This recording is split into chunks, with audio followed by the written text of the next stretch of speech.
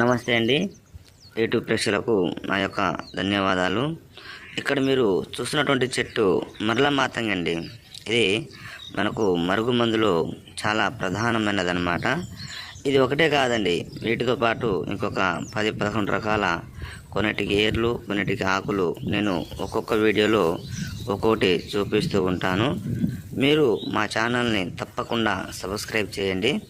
మనకు మరుగుమందండి, ఇది ఎవరికి ఇవ్వాలంటే భార్య భర్తలకు కానీ, ప్రేమికులకు కానీ, మన మాట వినాలి అనుకున్న వాళ్లకు ఎవరికైనా ఇచ్చేయచ్చు అనమాట.